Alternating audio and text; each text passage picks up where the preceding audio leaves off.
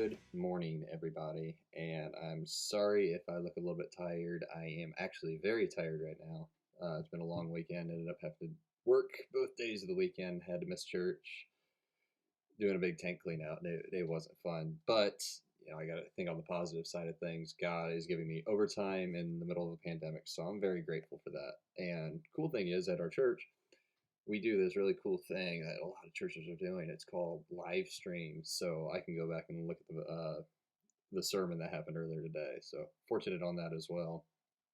But today, I this video might be a little bit different, and if I get through it and get to the end of it, then I'll tell you why it's a little bit different. But we'll get there.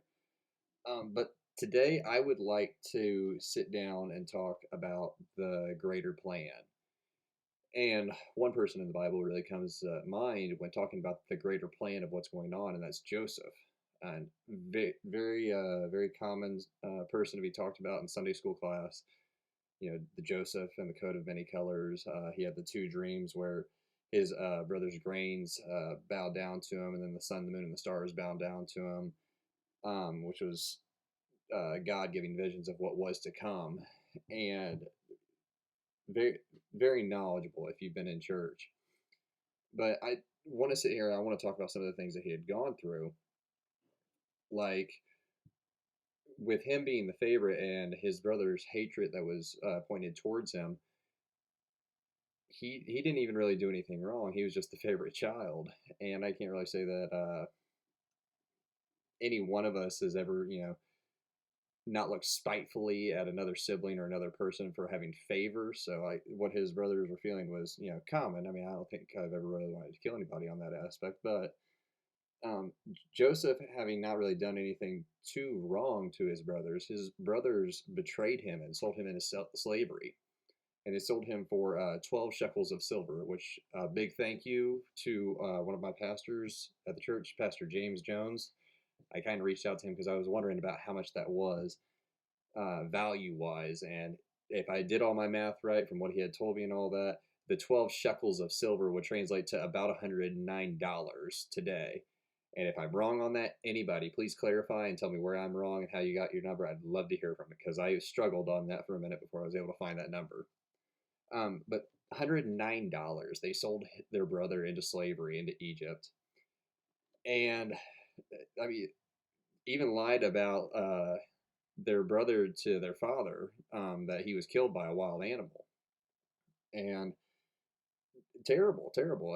I couldn't imagine being a 17-year-old kid going through something like that. Being betrayed by your own family and sold into slavery for just a little bit of money that's not very valuable.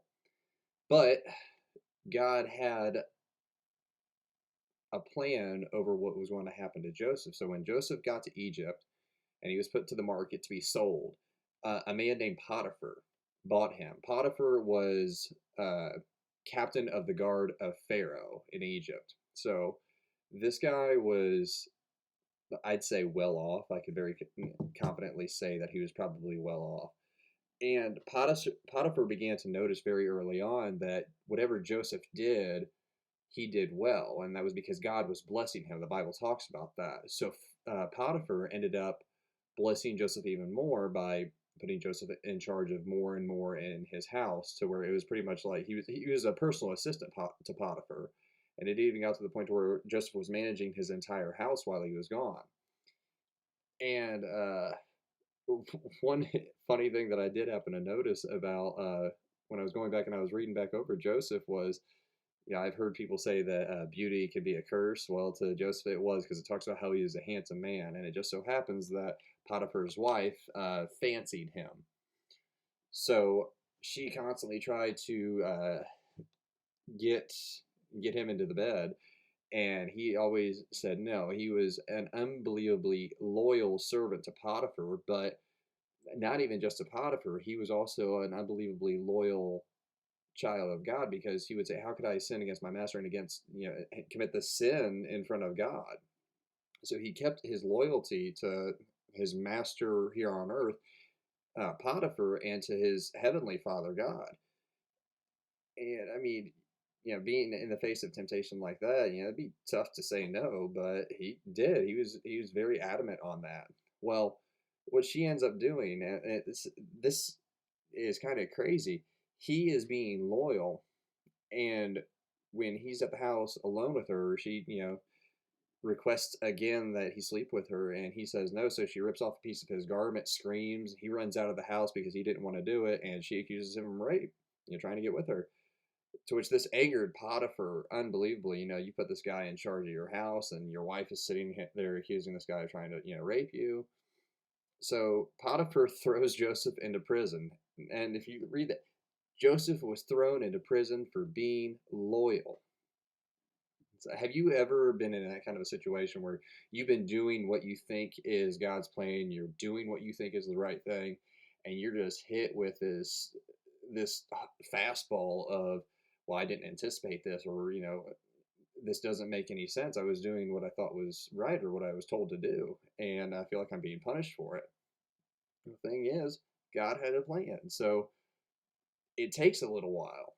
And although we don't instantly see the results of it, God is continuously moving. He never stops. He is working round the clock for us. And you'll see why later on with Joseph, because when he even gets into prison, the prison guard begins to notice that everything everything Joseph did was blessed.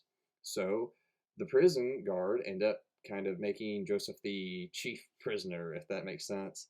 There wasn't a thing that happened inside of the prison that Joseph didn't know about. Joseph didn't have his hands in. Joseph didn't help work. He was a very loyal prisoner, keeping his loyalty. That's a true man of integrity if I ever heard of one. Well, we all know that later on he went on to meet a baker and the cupbearer for the Pharaoh, and they both had these two dreams. Joseph ends up going up to them and asking them what's wrong, and they're like, "Well, we've had these weird dreams. Nobody can interpret them for us." To which Joseph just has a great response. He's like, "Where do dreams come from? But from God. Tell me your dreams." It's like, wow, this guy still has faith in God, even though he's been thrown into prison for being loyal. He still is like, you know what? God's got this. That's fine. So they tell him their dreams, uh, and Joseph, obviously, interprets them. God interprets the dreams more or less. God gives Joseph the ability, and the cupbearer is being taken back to serve Pharaoh, and Joseph looks to the cupbearer and he says, "Please don't forget about me when you're in the presence of Pharaoh." And the cupbearer is like, I won't forget about you." So what's he do? He forgets about Joseph. I don't understand that. Does this guy predict the future for you, and you forget about it? I just don't understand that. I would be so aggravated. So not only does he forget him, but he forgets him for 2 years. 2 years. Joseph is left to sit in prison.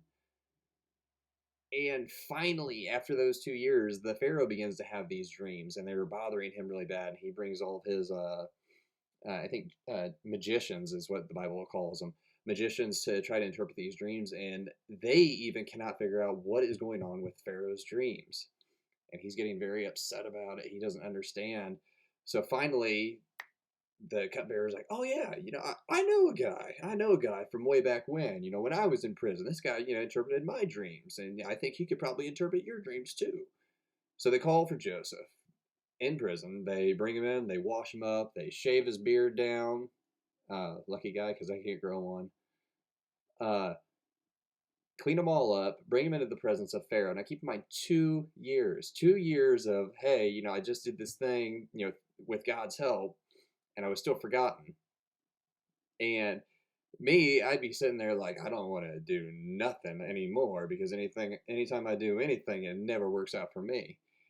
And Pharaoh asked Joseph if he can interpret the dream, or the dreams that he's been having, and the first thing out of Joseph's mouth is, "Not me. I can't do it, but God can give you peace." Joseph honors God off the rip, straight out of the gates of the prison, in the presence of Pharaoh, which is at this point, the most powerful man that Joseph has ever met, this man who believes in false gods, who could easily have Joseph killed for believing this God that the Pharaoh doesn't know and that the Pharaoh doesn't serve. He could have had him killed. So it could have been an unbelievably terrifying moment. And Joseph's like, nope, God.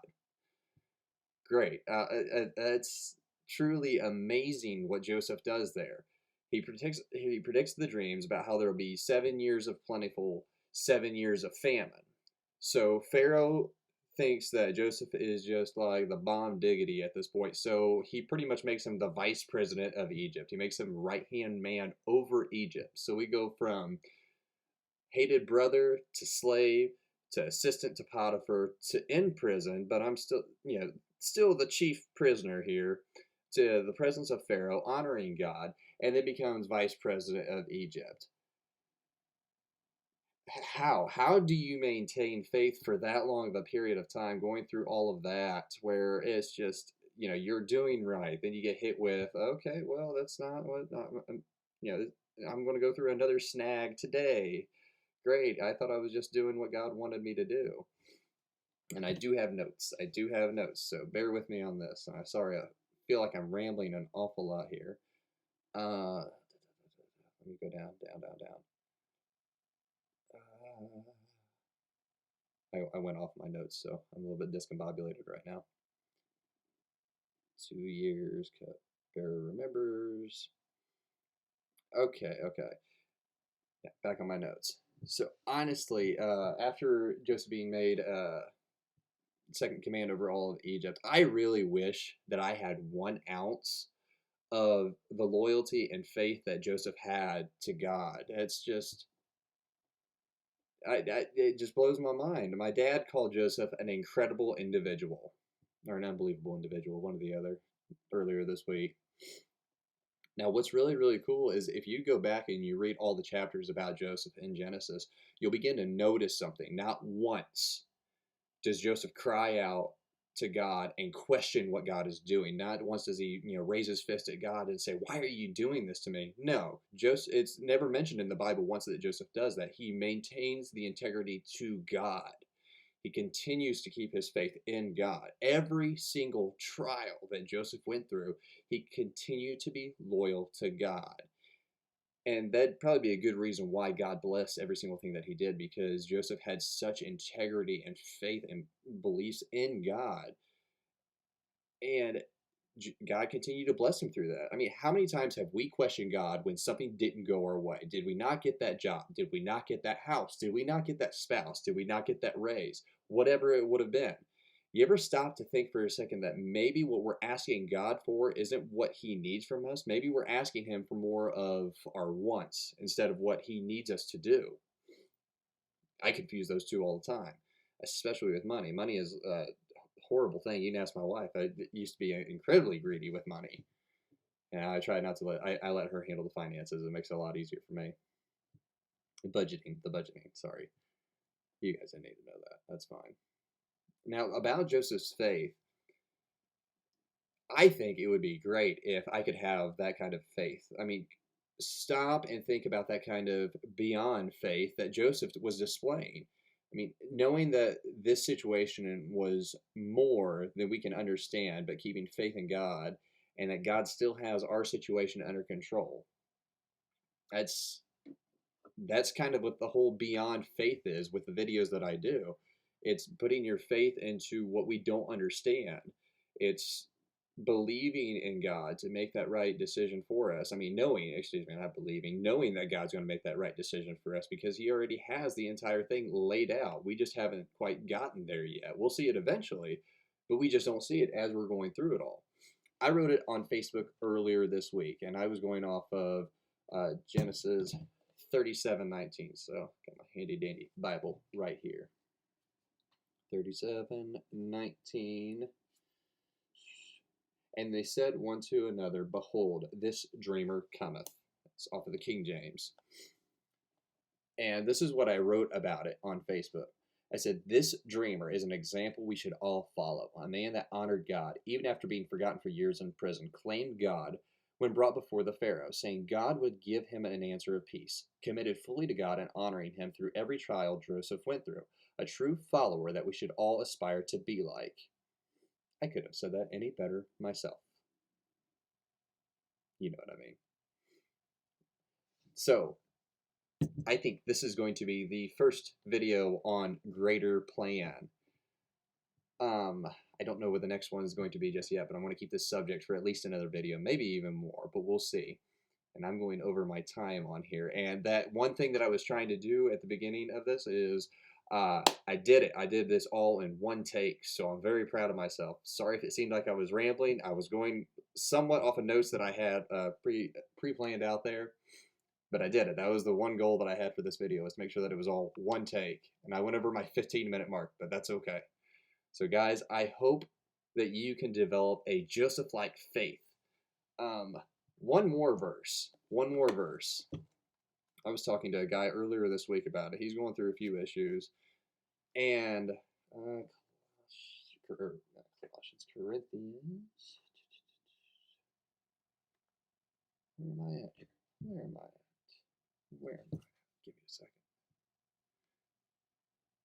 Well, I am just out of my norm here. Sorry, this weekend just absolutely took it out of me. Okay. I thought I was in the right spot. This is 1 Corinthians 10:13. There hath no temptation taken you but such as is common to man. But God is faithful, who will not suffer you to be tempted above that ye are able, but will with the temptation also make a way to escape, that ye be able to bear it. God will never give us more than we can bear, more than we can handle. Joseph is a great example of that. Joseph went through trial after trial, and he continued to maintain his faith. God knew he could do it. Whatever you're going through, God knows that you can handle the situation. He wouldn't have given it to you if he didn't know that you were going to be able to handle it. And that kind of goes off a little bit what I said last week, pray in times of temptation. So guys, I hope you like this video. It's a longer one. Sorry, it was one take. I'm happy about that. Guys, I hope you have a great day. I'm looking forward to the next video. Thanks.